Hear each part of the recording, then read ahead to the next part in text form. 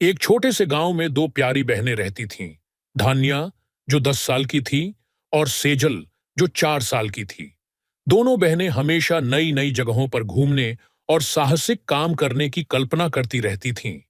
एक दिन गांव के पास एक घना और रहस्यमयी जंगल था, जहां लोग कहते थे कि एक अद्भुत और प्यारा बच्चा रहता है, कन्हैया। कन्हैया, जो भगवान श्री कृष्ण का रूप था, जंगल में खेलते रहते थे। धान्या और सेजल ने ठान लिया कि वे कन्हैया से मिलकर उसकी मस्ती में शामिल होंगी। दोनों बहनें जंगल में चली गईं। सेजल ने डरते डरते कहा, दीदी, ये जंगल बड़ा अजीब सा लगता है। क्या हम सच में कन्हैया को ढूंढ पाएंगे? धान्या मुस्कुराई और बोली, तुम चिंता मत करो सेजल, हम दोनों मिलकर कन्हैया को ढूंढ लेंगे। जैसे ही वे जंगल के अंदर और गहरे गईं, वहां एक मीठी बांसुरी की आवाज सुनाई देने लगी। धान्या और सेजल एक दूसरे को देखकर मुस्कुराए और बांसुरी की आवाज का पीछा करते हुए आगे बढ़ने लगीं। थोड़ी ही देर में वे एक सुंदर सा खुला मैदान में पहुंच गईं। वहां एक छोटा सा लड़का बांसुरी बजा रहा था, जो हरे रंग के कपड़े पहने हुए था और उसके सिर पर एक मोरपंखी मुकुट था। उसकी आंखों में एक चमक थी और उसकी मुस्कान से पूरा मैदान रोशन हो रहा था। वह कोई और नहीं बल्कि कन्हैया था। धान्या और सेजल उसकी तरफ बढ़ीं। कन्हैया ने देखा और मुस्कुराकर कहा, तुम दोनों यहां कैसे आईं? धान्या और सेजल आश्चर्यचकित होकर एक दूसरे को देखने लगीं। लेकिन फिर धान्या ने कहा, हमने सुना था कि आप इस जंगल में रहते हो और हम आपको मिलना चाहते थे। कन्हैया हंसा और बांसुरी को अपनी मुट्ठी में रखते हुए कहा, क्या तुम मेरे साथ खेलोगी? सेजल तुरंत कन्हैया के पास दौड़ी और बोली, हम आपके साथ खेलेंगे, हमें बहुत मजा आएगा। कन्हैया ने दोनों बहनों को अपनी तरफ बुलाया और कहा, तो फिर चलो एक खेल खेलते हैं। यह खेल है धनुष और बांसुरी।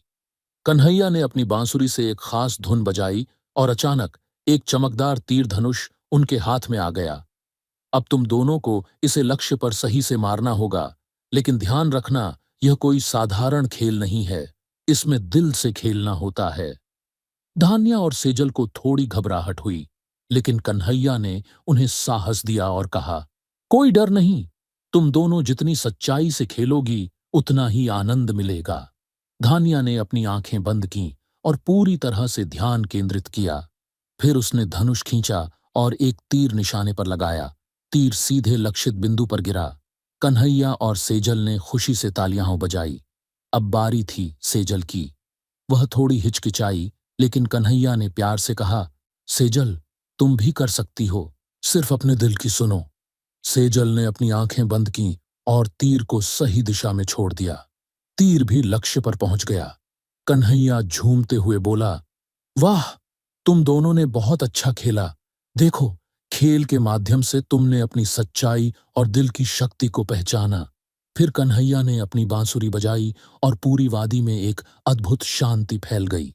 अचानक वहां एक सुंदर नीली रोशनी फैलने लगी और सभी फूल खिल उठे, पक्षी गाने लगे और पेड़ झूमने लगे। कन्हैया ने कहा, तुम दोनों ने आज जो किया वह सच्चे दिल से था। तुम्हारी यात्रा सिर्फ इस जंगल में नहीं बल्कि अपने अंदर भी थी। धान्या और सेजल दोनों खुशी से मुस्कुराईं। कन्हैया की बातें उनके दिल में उतर गईं। कन्हैया ने कहा, अब तुम दोनों को लौटने का समय है, लेकिन याद रखना, जब भी तुम किसी कठिनाई में हो, अपने दिल की सुनो और सच्चाई से काम लो। कन्हैया ने अपनी बांसुरी बजाई और दोनों बहनों को फिर से उनके घर के रास्ते पर भेज दिया। जब वे घर पहुंचीं, तो उनका दिल खुशियों से भरा हुआ था और उनकी आंखों में एक नया आत्मविश्वास था। वे जान चुकी थीं कि इस दुनिया में सबसे महत्वपूर्ण चीज है सच्चाई, दिल से काम करना और विश्वास रखना।